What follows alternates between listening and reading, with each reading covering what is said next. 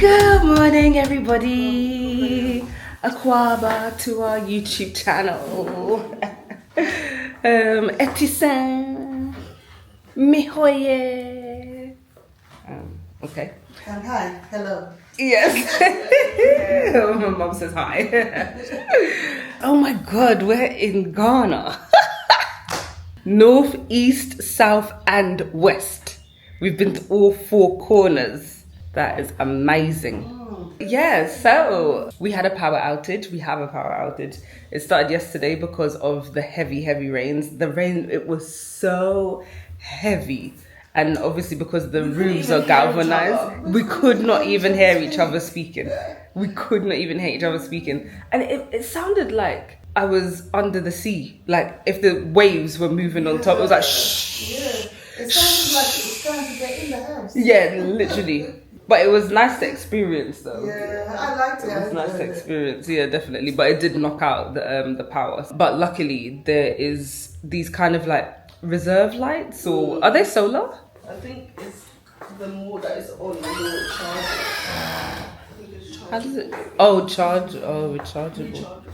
So yeah, so they were on in like the passages and in some of the rooms as well. So we had one as well. As well. But we also did bring.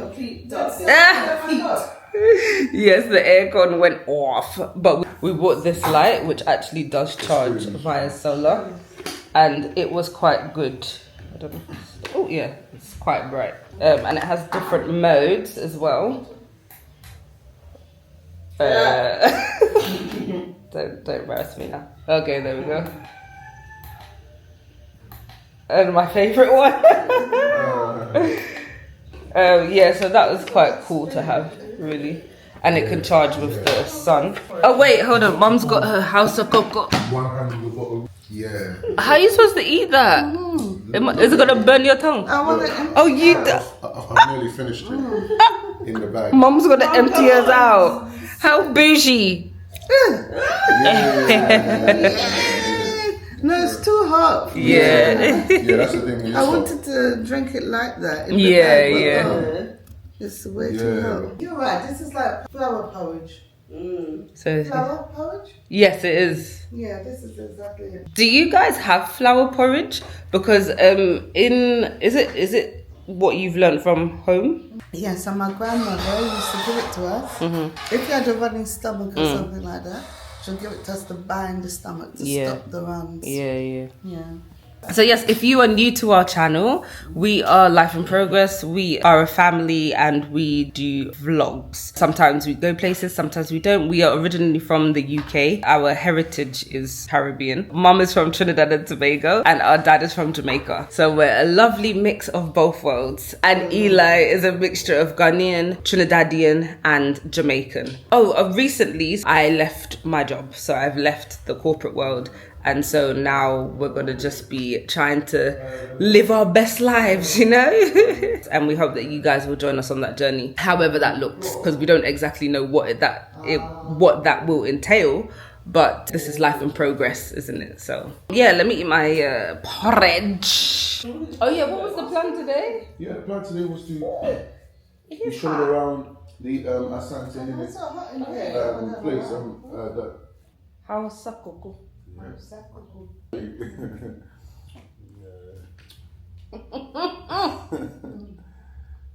so good. This is so nice. I mean, they give you such a big portion though. You know For someone who don't eat breakfast, it's like, whoa. You know what I mean? Yeah, it's crazy.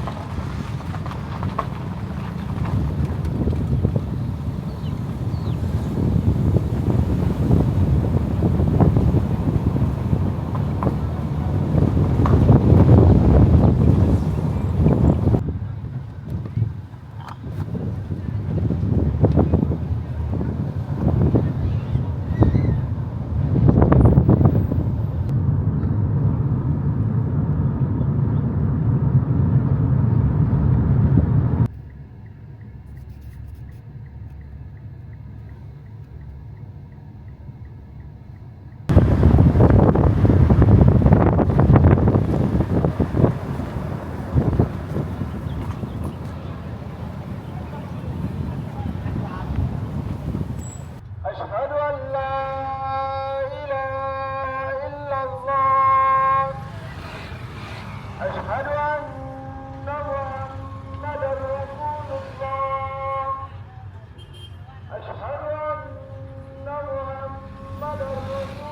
the heart of West Africa lies Kumasi, the vibrant soul of the Ashanti Kingdom. A city where history, culture, and faith intertwine, and where the past is never far from the present. Our journey begins at the Manhyia Palace, the official seat of the Asantehene, the king of the Ashanti people.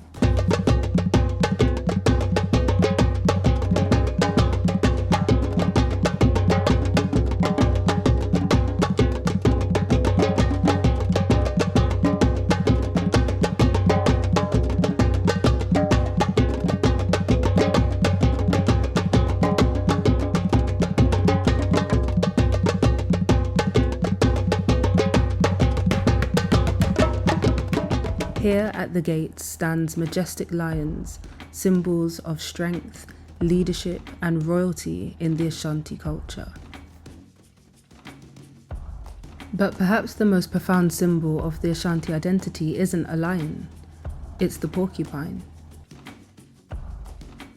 The porcupine represents resilience, tactical defense, and unstoppable resistance.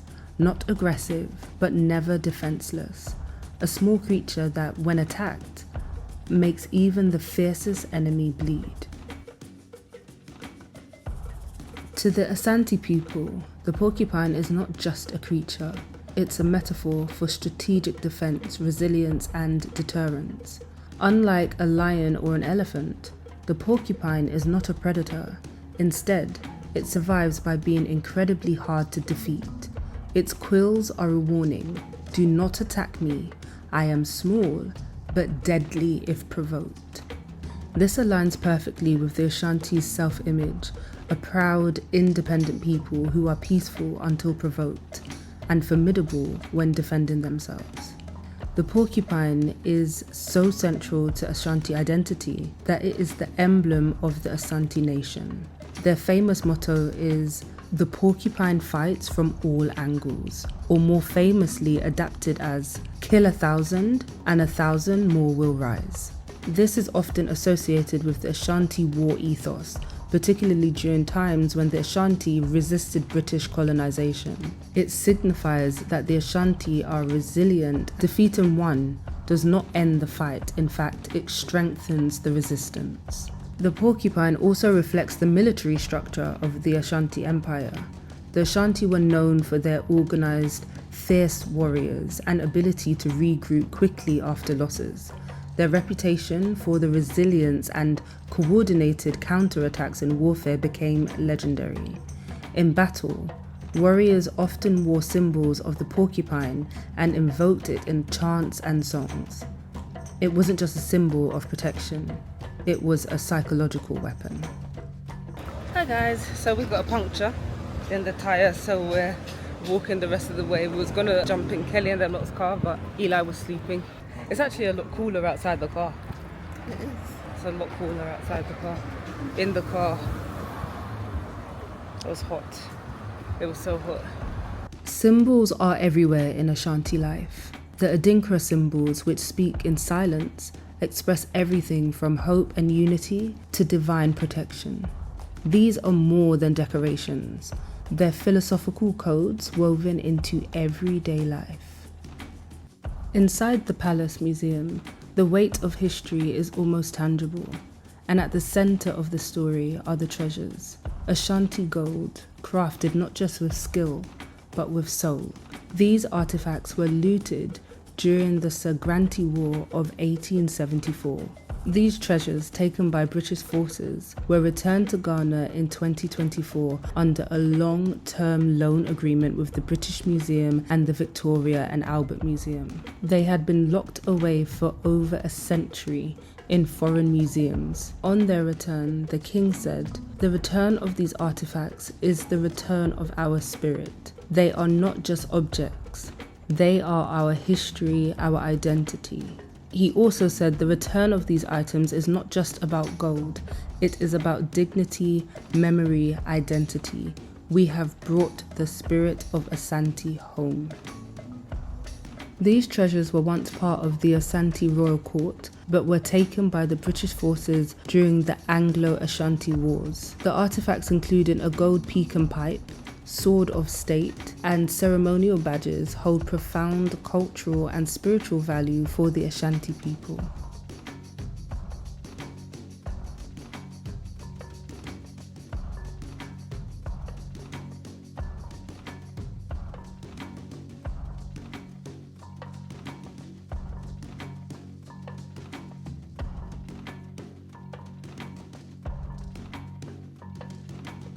Unfortunately, this loan agreement does not constitute full repatriation, and it will have to be returned to Britain at some point. But perhaps this is a great time to remember the porcupine.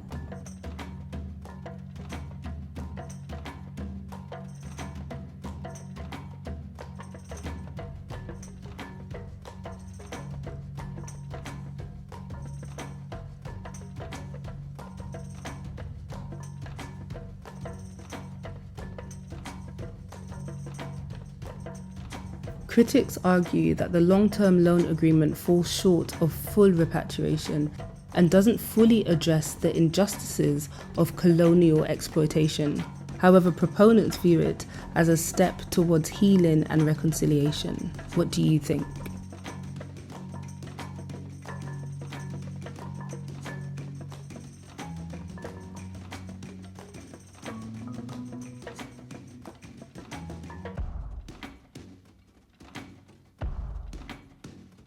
The Ashanti people follow a matrilineal lineage, meaning inheritance and succession are passed through the mother's bloodline, not the father's. The Asantehene must be selected from the royal family line. His mother must be a royal, his father can be from any background. Often, nephews, a sister's son, or grandsons through the female line are considered eligible candidates. Women are central to this process, especially the Asantehene, the queen mother of the Ashanti kingdom. She nominates the candidate for kinship. Her word carries extraordinary weight. Without her endorsement, no candidate can ascend the golden stool. She is both a spiritual figure and a political gatekeeper. In essence, no king is crowned without a woman's blessing. The Queen Mother governs alongside the king and advises him on political, familial, and spiritual matters. There are also female chiefs who hold land, arbitrate disputes, and lead communities. The king's eligibility is entirely dependent on the royal woman's lineage. His mother's bloodline defines his right to rule.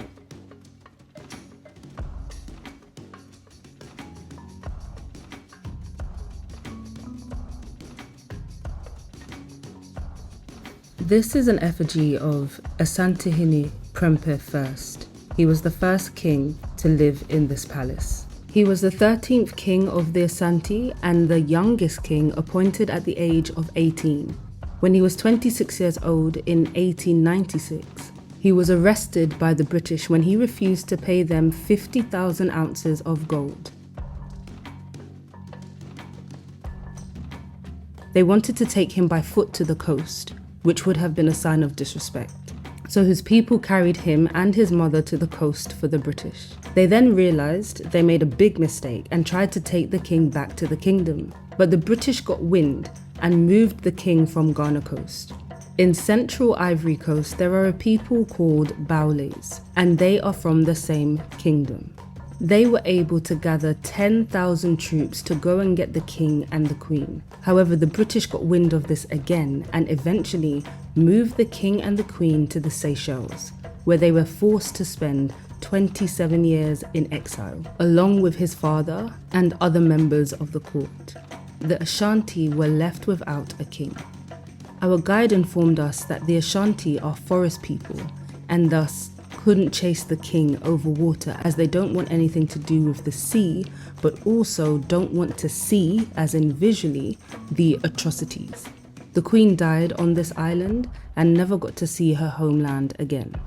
After the 27 years, the British returned the king as a private citizen, and a few years later, they installed him as Chief of Kumasi.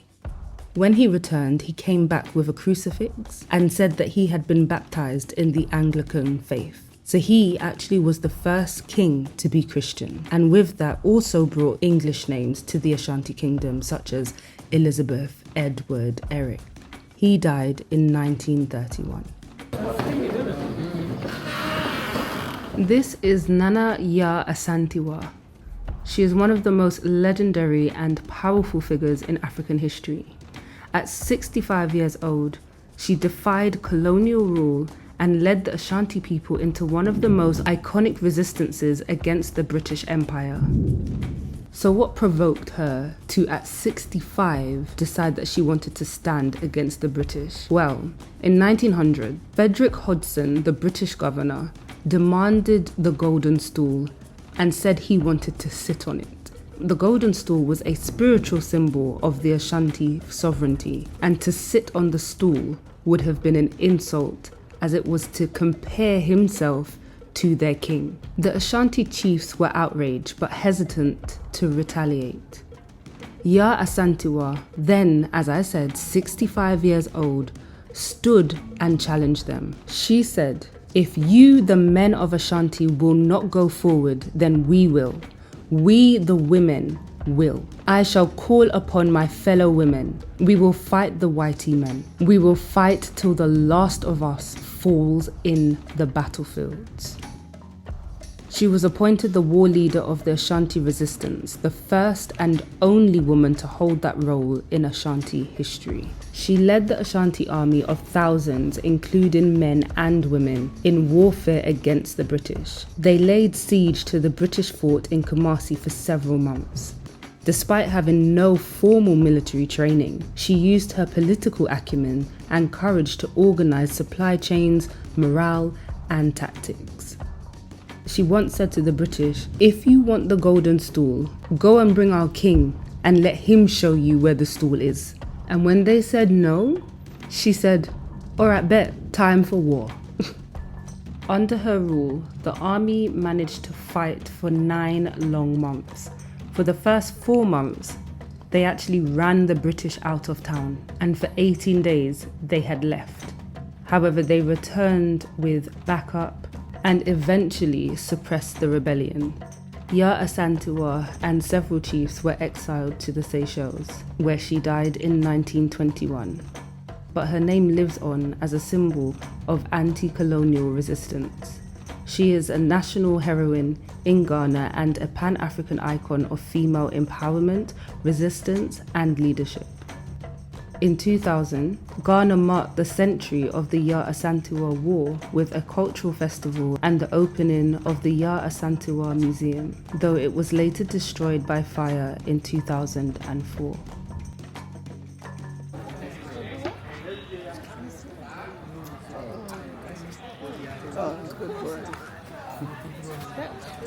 She is so interesting. Yeah, that's what Kelly was saying, like, so interesting. All these different time here. It's like...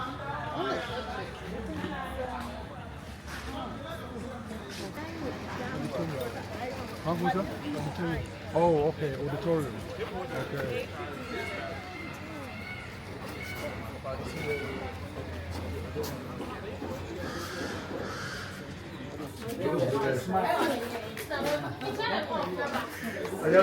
Adinkra, yeah, it's got all the different ones.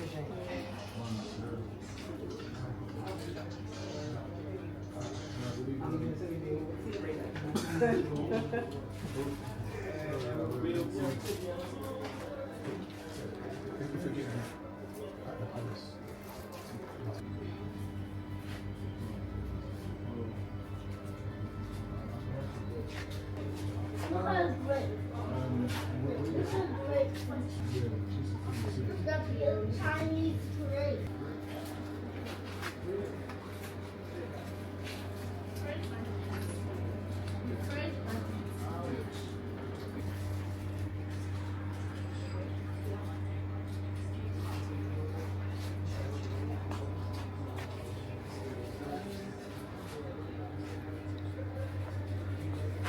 but they're small.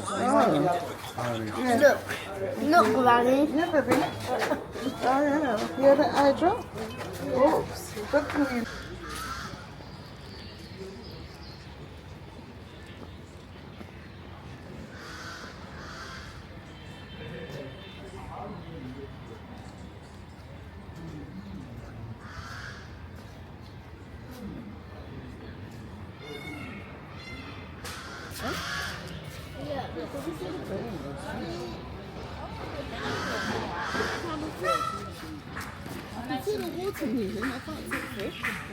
Yeah, I'm not seeing fish. Look, there. That's a leaf. No, look, they're moving. Oh. It's a catfish. Oh, It's yeah. a catfish. Did you see it? Catfish are big. Right, let's go back. Let's go. Can I feed some chips? This is where the current king is living. This is the current king. Oh, this is what he is. He's following us.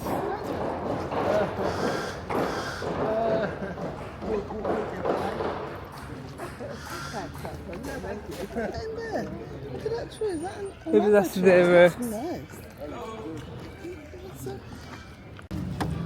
So guys, we are VVIP. Get to now. We are VVIP out here. But really, I actually don't know what that's for or what it does. I just know that it's on the car.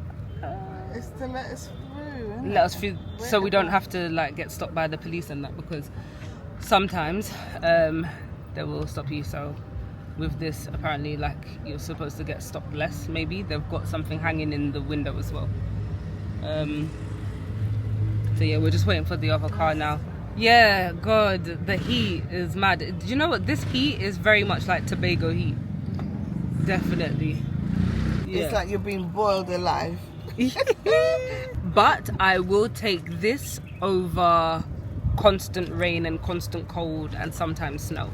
I would take this. Would you? Oh no, definitely I would Yeah. take this. I would take this. Yeah, I would take I'm this. not complaining. No, because I would like to dip in and out of winter, like when I choose to. Mm-hmm. So if I wanted to experience rain, I'll go to London. If I wanted to experience the snow, I'll go to wherever and then leave, like, and then come back to a hot climate.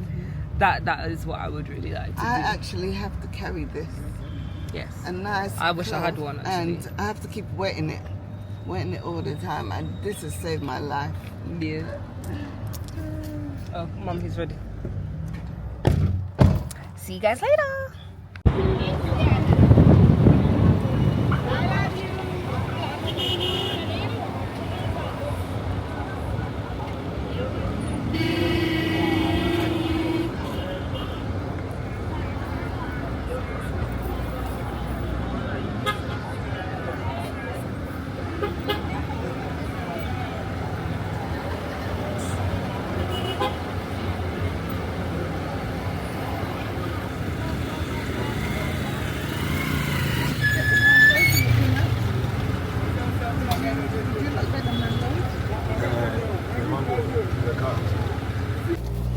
Don't watch how my hair is. I just tied it up because I was just too hot.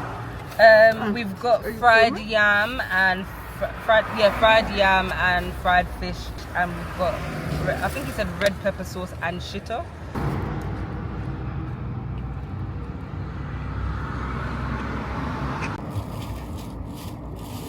Is it spicy? Huh? The fried yam is good. This, I don't know which one I prefer, this or potato. I think I prefer this one. Yeah, I might do, yeah. I think I might prefer the shito to the red pepper sauce. Is that shito better than the red sauce? Yeah. Oh, that's good. That's hot. Yeah. Yeah. Oh, right. This is so nice. You're eating too fast, Mum. That's the fastest you've ever eaten. Yeah, exactly. Look, the fruit. haven't eaten all day apart from the porridge this morning. What was it? Porridge? House of cocoa. Oh, so cocoa.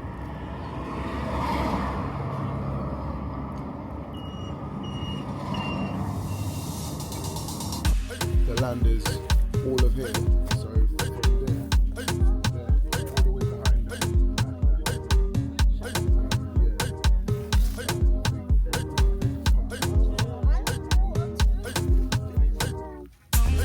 Work on this Oh, right. as well. Kind of Build it up. build